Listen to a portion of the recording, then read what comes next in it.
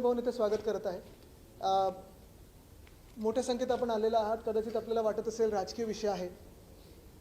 अर्थात ह्या आठवड्यात अनेक घडामोडी झाल्यात ज्या चर्चा करण्यासारख्या आहेत। कदाचित जो मी विषय घेत आहे तो तुमच्या हेडलाईन्सवर आला असेल नसेल मला माहिती नाही। याच आठवड्यात आपल्याला आठवत असेल 30 मेला जवळपास 21,000 कोटी आपल्या स्टॉक मार्केटमधून FISनी पुल आउट केलेले आहेत। CBSE असेल, नीट असेल, हे सगळे विषय आहेत। काल परवाकडेच दिल्लीची आग असेल भयानक, ती घडलेली आहे। महागाईवर आमची रोज आंदोलनं सुरू आहेत। आजच पेपरमध्ये आणि सगळ्या बातम्यांमधून आम्ही पाहतोय राजेश मेहता नावाची एक जी व्यक्ती आहे, 15 लाख कोटीचा जवळपास घोटाळाच हेच म्हणावं लागेल आपल्याला। त्याच्यात LICचे 1600 कोटी बुडलेले आहेत। रुपयाची किंमत ढासळत चाललेली आहे। आणि हे सगळं होत असताना साधारणपणे सरकारकडून उत्तर कुठे येत नाही। पण आजचा जो विषय तो फार महत्त्वाचा घेतलेला आहे मी विषय, कारण आपण इथे येत असताना मुंबईत कधी नाही अशी उष्णता आपल्याला जाणवली असेल। उन्हाळा तर आहेच, समजू शकतो आपण उन्हाळा। आत्तापर्यंत पाऊस पडायला पाहिजे, नाही पडायला पाहिजे, अंदाज जो लागतो ते डिपार्टमेंटचं खरं ठरतं खोटं ठरतं। पण आजचा जो उन्हाळा आहे, आजची जी उष्णता आहे ती एवढी भयानक आहे, आपल्याला वाटते की लू सुटलेली आहे। आणि आपण उत्तरेतल्या कुठच्या राज्यात आहोत जिथे उष्णतेच्या वेळी जसं एक आपल्याला वातावरण तसं वाटत आहे। पण हे सगळं अचानक घडलेलं नाही आहे। हे अनेक दिवस अनेक वर्ष आम्ही याच्यावर बोलत आलेलो आहोत, विषय मांडत आलेलो आहोत, लढत आलेलो आहोत, झगडत आलेलो आहोत। काल परवाकडेच आपण पाहिलं असेल, आम्ही मुंबईतली जी कांदळवनं आहेत 45,000 कापली जातात त्याच्या विरोधात आंदोलन तर केलंच। पण गोराईमध्ये आम्ही जे मॅनग्रोव्ह पार्क केलं त्याचं उद्घाटन करा ह्याच्या मागे लागलं आणि त्याच्यासाठी पण आंदोलन केलं। आज जो आपल्यासमोर विषय आणत आहे तो हाच आहे की गडचिरोलीमध्ये एका टायगर कॉरिडॉरमध्ये मायनिंगसाठी परवाने दिले जात आहेत। आम्हाला सगळ्यांना माहिती आहे, आपल्याला देखील माहिती आहे की मायनिंग हे अनेकदा जंगलांमध्येच होतं, जंगलाच्या आसपासच्या परिसरात होतं। तिथे ही जी एक नॅचरल वेल्थ असते, नॅचरल रिसोर्स असतात त्या आजूबाजूच्या परिसरात असतात। पण हे जे चाललेलं आहे, हा प्रकार जो चाललेला आहे तो एवढा भयानक चाललेला आहे।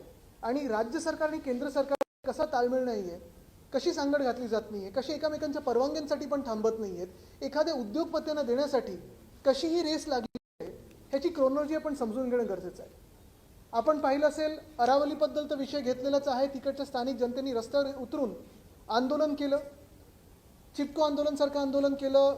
महिला असतील, पुरुष असतील, लहान मुलं असतील, वयोवृद्ध असतील, सगळे उतरले आणि त्याच्यासाठी आंदोलन केलं। अरावली वाचवण्याचा प्रयत्न केला आणि सरकारला त्या निर्णयावर मागे जायला लागलं। अंदमानबद्दल तर चर्चा जोरात सुरू आहे। अंदमान नष्ट झालं, तिकडची जी एक नैसर्गिक संपत्ती ती नष्ट झाली तर काय राहणार नेमकं त्या बेटांवर, हा देखील एक प्रश्न उपस्थित होतो। मागच्याच महिन्यामध्ये नाही तर त्याच्या थोड्या आधी म्हणजे मे आणि एप्रिलच्या महिन्यामध्ये चंद्रपूरचे लोहार डोंगरी एक माईन उघडणार होते। तीही ताडोबा आणि अजून एका टायगर रिझर्वच्या बरोबर टायगर कॉरिडॉरमध्ये होती।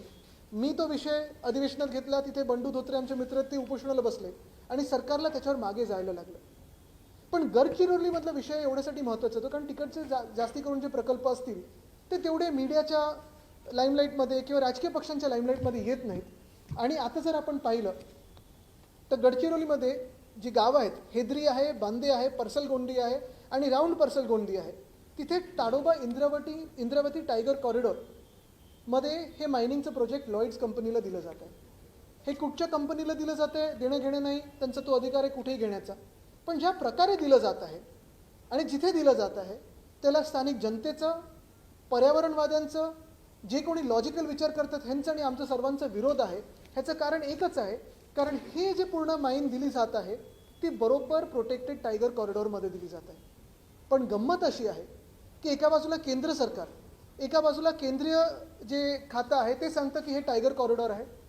जे नॅशनल टायगर कॉन्झर्वेशन अथॉरिटी आहे त्यांचं म्हणणं पण हेच आहे की 32 टायगर कॉरिडॉर्स आपल्या देशातले आणि बाकी सगळीकडे जिथून जिथून टायगर मूव्हमेंट असते किंवा वाईल्ड लाईफ मूव्हमेंट असते त्याला डीम्ड टायगर कॉरिडॉर हे आपण असंच समजतो। पण आता तुम्ही बघा, गंमत अशी झाली आहे, हे डीम्ड टायगर कॉरिडॉर किंवा टायगर कॉरिडॉरची जी अट आहे ती डायल्यूट करण्यासाठी मागच्या वर्षी म्हणजे 17 एप्रिल 2025 रोजी state board of wild life जो आहे आपल्या राज्यातला, त्याचे अध्यक्ष मुख्यमंत्री असतात आणि बाकीचे जे मेंबर्स आहेत, मग त्याच्यात काही टेक्निकल मेंबर्स असतात, काही NGO असतात, काही फॉरेस्ट डिपार्टमेंटचे लोक असतात। त्यांनी 17 एप्रिलच्या दिवशी निर्णय घेतला की आपल्या राज्यातले सगळे टायगर कॉरिडॉर्स किंवा हे डीम टायगर कॉरिडॉर्स डायल्यूट करून टाका। इथे तुम्ही लायसन्स देऊ शकता, कशासाठी तर खणींसाठी, मायनिंग लायसन्स देऊ शकता।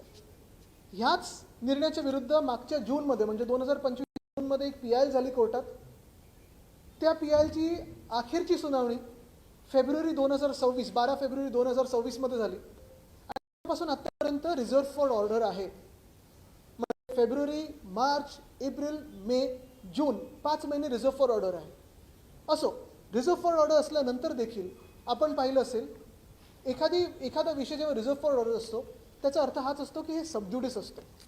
सबज्युडिस असताना देखील ह्या 28 तारखेला म्हणजे 28 एप्रिल 2026ला PCCF श्रीनिवास रेड्डी नावाचे आहेत, प्रिन्सिपल कॉन्झर्वेटर ऑफ फॉरेस्ट, त्यांनी पत्र दिलेलं आहे किंवा कारण त्यांना अर्थात विचारलं गेलं की ही जमीन आपण मायनिंगसाठी देऊ शकतो का. हे त्यांचं पत्र आहे 28/4/2026चं. ह्याच PCCFच्या पत्रामध्ये जे त्यांनी ॲडिशनल सेक्रेटरी फॉरेस्टनं दिलेलं आहे त्याच्यात त्यांनी सांगितलं आहे की आफ्टर एक्झामिनिंग द प्रोव्हिजन्स वगैरे जी काही तांत्रिक भाषा असते ती सगळं करून त्यांनी सांगितलेलं आहे की हा डीम टायगर कॉरिडॉरमध्ये येत आहे आणि ह्याच्यासाठी आपल्याला नॅशनल टायगर अथॉरिटी आणि बोर्ड ऑफ वाईल्ड लाईफ जायला लागेल. हे ह्या 28 तारखेच्या पत्रामध्ये लिहिलेलं आहे. 28 एप्रिल. आता हे झालं तरी सरकारला घाई लागली होती. बरं, हे पण सरकारला माहिती की जर हा सगळा जो प्रकल्प आहे किंवा हे जे सगळा हा जो प्रस्ताव आहे तो केंद्राकडे गेला, कदाचित उशीर येऊ शकतो, कदाचित नाकारला जाऊ शकतो, कारण हा ताडोबा आणि इंद्रावती जे 2 टायगर रिझर्व आहेत त्याच्या कॉरिडॉरमध्ये. परत ताडोबा म्हणजे आपण जगाला सांगतो की जर तुम्हाला हमखास वाघ बघायचं असेल तर ताडोब्यामध्ये या, महाराष्ट्रातलं आमचं पर्यटन बघा, आमचं पर्यावरण बघा, आमचे वाघ बघा. कुठे जायला सांगतो आपण? ताडोब्यामध्ये. हेच बरोबर 13/2026चं पत्र आहे ह्याच PCCFचं, ज्यांनी आता लिहिलेलं आहे चीफ कॉन्झर्वेटर फॉरेस्ट यांना गडचिरोली सर्कलच्या, की हे सगळं ठीक आहे, मी आधी पत्र लिहिलं होतं, पण एखादा रिपोर्ट असा येतो, it has also been reported that the project area does not fall within tiger corridors delineated in NTCS tiger population report. म्हणजे काय तर म्हणजे जो एप्रिलमधलं पत्र आहे त्यालाच विरोधाभास म्हणजे हे पत्र येतं आणि ह्या पत्रामध्ये सांगितलं जातं की कुठचं तरी ह्यांनी रिपोर्ट पाहिलेला आहे ह्याच PCCFनी की आता ते टायगर कॉरिडॉर नाही आहे. एका बाजूला आम्ही पाहतो अधिवेशनात देखील अनेक आमदार सांगतात की बिबटे येत आहेत आता लोकांच्या वस्तीमध्ये, वाघ येतात लोकांच्या वस्तीमध्ये, पण दुसऱ्या बाजूला हेच श्रीनिवास रेड्डी सांगतात, हा पूर्ण पॅरेग्राफ, हे 2 पॅरेग्राफ्स महत्त्वाचे, त्याच्यात सगळं काही वाचून दाखवणार नाही, पण ह्याच्यात महत्त्वाची गोष्ट म्हणजे एका महिन्यात त्यांचं हृदय परिवर्तन होतं आणि ते सांगतात की आता एक रिपोर्ट त्यांनी पाहिला की तिथे आता टायगर जातच नाही, टायगर कॉरिडॉर नाही आहे आणि हे तुम्ही जागा हँडओव्हर करू शकता जी कंपनीनी मायनिंगचे परवाने मागितलेत त्यांना. आणि मग सगळ्यात धक्कादायक गोष्ट म्हणजे त्याच महिन्याच्या 21 तारखेला त्यांनी एक पत्र दिलेलं आहे की आधीचं जे पत्र आहे म्हणजे 28 एप्रिलचं जे पत्र, ज्याच्यात त्यांनी सांगितलं होतं की हा टायगर कॉरिडॉर आहे, एक्झामिन करायला लागेल, केंद्र सरकारकडे पाठवायला लागेल, त्याच्यात त्यांनी पत्र मस्त देऊन टाकलेलं आहे 21 मे 2026चं. Withdrawal of letter regarding legal clarification on identification of tiger corridors under protection act 1972. आता तुम्ही ह्याचं गांभीर्य, एक खाण किंवा एखादी माईन घेण्यासाठी एक कंपनी परवानगी मागते. ती परवानगी ऑफकोर्स जसं की प्रोसेस आहे ती स्टेट बोर्ड ऑफ वाईल्ड लाईफकडे जाते. State board of wild life मागच्या वर्षीच्या एप्रिलमध्ये सांगतं की नाही, आता सगळे जे काही टायगर कॉरिडॉर्स आहेत ते आपण रेकग्नाइज करायचेच नाहीत, ओळखायचेच नाहीत, ते रद्द झालेले आहेत, आपण प्रथेप्रमाणे जायचं किंवा आपली नवीन एक प्रथा आपण इथे सुरू करूया आणि तुम्ही कोणालाही जमीन देऊ शकता. जेव्हा PCCFनं विचारलं जातं, ज्यांची जबाबदारी आहे सगळे जी जंगलं आहेत किंवा झाडं वनं हे सगळं वाचवण्याची, ते सांगतात नाही, तुम्हाला केंद्राकडे जायलाच लागेल, कारण ती प्रथा आहे. National board of wild life असेल, नॅशनल टायगर कॉन्झर्वेशन अथॉरिटी असेल, आणि हे सगळं करून कोणाचं नेमकं प्रेशर आलं, हे जे श्रीनिवास रेड्डी आहेत PCCF यांच्यावर, की हे ना पत्र असं द्यावं लागलं की मी जे काही म्हणत आहे ते सगळं काही आता विड्रॉ करत आहे, कन्सिडर द लेटर विड्रॉन. ही किती मोठी गोष्ट आहे. म्हणजे आता शहरांमध्ये जर पाहिलं तर नागपूरमध्ये अजनीवन कापायच्या मागेत, पुण्यात वेताळ टेकडी कापायच्या मागेत, ठाण्यामध्ये नेऊरच्या जंगलात मागे लागलेत, मुंबईमध्ये मागे लागलेत. आता शहरातलं तर सोडाच, जंगलातली protected area wild life protection act सारखा गंभीर कायदा देखील मोडून हे सरकार कोणाचं बनत आहे, जनतेचं नाहीच. इकडे मी अजून एक ऐकलं की जे आदिवासी बांधव राहतात इथे त्यांचं देखील हिअरिंग थातूर मातूर काहीतरी घेतलं आणि ते 150 किलोमीटर लांब घेतलं. मग नेमकं हे सरकार कोणाचं आहे? जसं मी सांगितलं होतं मागच्या आपल्या प्रेस कॉन्फरन्समध्ये की मुंबईत देखील 3 मोकळी मैदानं हे बिल्डरांच्या किंवा उद्योगपत्यांच्या घशात घालत आहेत. आता जंगलं देखील उद्योगपत्यांच्या घशात घालायला लागलेत. म्हणजे हे बिल्डर कॉन्ट्रॅक्टर सूटबूटचं सरकार आहे हे स्पष्ट झालेलं आहे. आमची ठाम मागणी राहील ह्याच्यावर. मी पत्र तर लिहिलंच आहे. केंद्रीय मंत्री भूपेंद्र यादवजींना पत्र लिहिलेलं आहे मी. पहिली गोष्ट म्हणजे हे जे कोण श्रीनिवास रेड्डी आहेत PCCF ह्यांचं सस्पेन्शन आत्ताच्या आत्ता व्हावं, कारण ते त्यांच्या ड्युटीच्या पलीकडे जाऊन कुठच्या तरी घोटाळ्यात अडकत आहेत असं दिसत आहे. त्यांचं इन्व्हेस्टिगेशन व्हावं, त्यांच्यावर चौकशी व्हावी.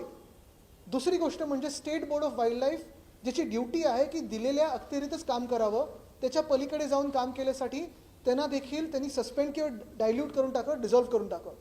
आणि तिसरी गोष्ट म्हणजे ह्या मायनिंगचा जो परवाना आहे तो रद्द करावा आणि टायगर कॉरिडॉर जो आहे तो रिइन्स्टेट करावा.